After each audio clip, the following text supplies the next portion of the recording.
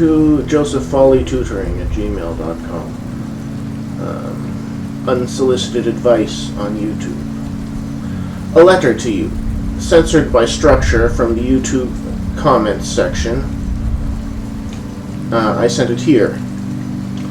From Why Everyone Hates Nietzsche by Unsolicited Advice, 452,000 subscribers. Subscribed. Here's the link to the YouTube video. Letter to Unsolicited Advice. I believe something is very wrong with YouTube. When the following reply to Gregory Cross's comment was censored by structure due to keywords by a robot the second it was posted before anyone could read it. I have tracked many of my YouTube comments. They're all lost in a black hole. Essentially everything I write, especially if it is long form, is automatically swept up and destroyed before it can be seen by anyone, the second it is posted, without being read by anyone. Winston, where is my memory hole? I find this new trend, headed by tech giants like Google, to be extremely disturbing. It does not bode well for any future we might be going into, unless you are rooting for a real-life reenactment of George Orwell's 1984. Anyway, here is my comment to Gregory Cross.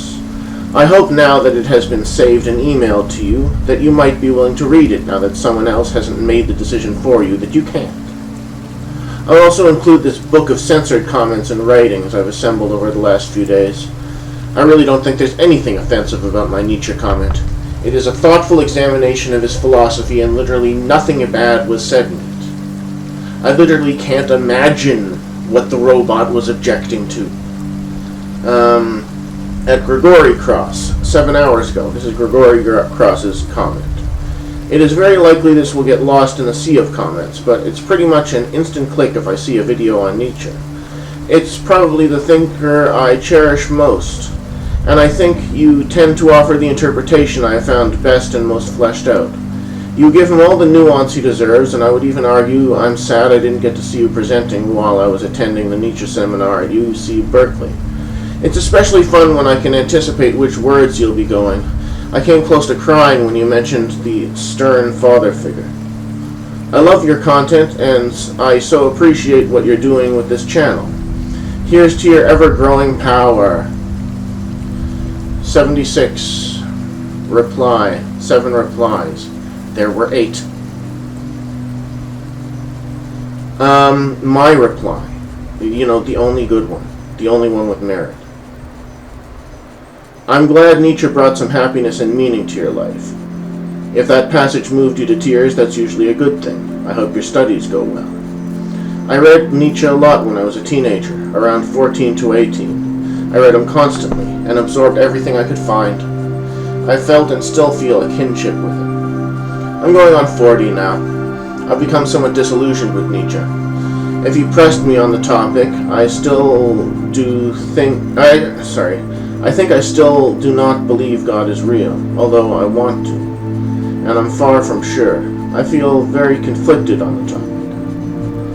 But regardless, I have developed an appreciation for the Bible as a work of literature. It rapidly becomes clear to me that to hate the Bible and hold a bigoted attitude towards the Bible and Christians is really a very ignorant perspective. And at worst, we're standing before the Creator of the universe saying these ridiculous things. At best, they're the anti-Shakespeare club. Profoundly hating a work of literature, and anyone who reads it, because it is violent, sexist, scary, etc. It is a profoundly ignorant and depressing perspective. It is the ideology of book burners, modern-day cultural critics censoring everything to push their repugnant values down an increasingly unreceptive public's throat, to take away their works of art, to stop other people from enjoying them as well. I do not hold this against Nietzsche exactly. I can understand, based on the society he was living in, why he might hate Christians, and the crushing authoritarians of the day primarily obstructing. He never realized attempts to gain a recognition for his work.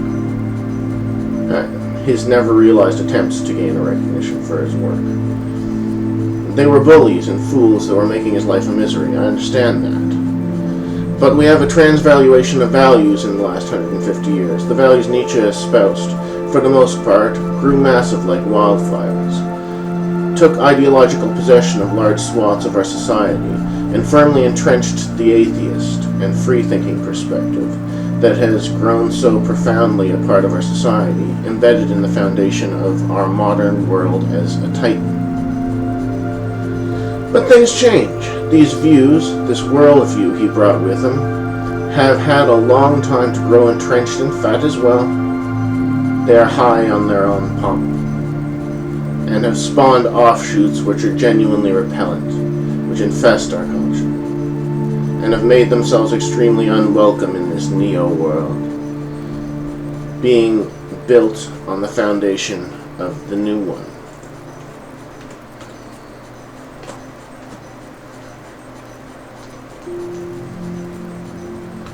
Today, Christian morality appears as a medicine to inoculate yourself from the tyranny of modern ideologues, fascist CEOs and censors who make the world such a misery.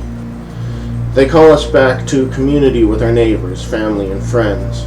They give hope to people who are suffering under these entrenched and fat modern ideas, feasting so powerfully on the people's bar tab. In my own life, after getting out of my teen years, I went from one intolerably horrible home to another. Never anything remotely tolerable or livable for the vast majority of my life.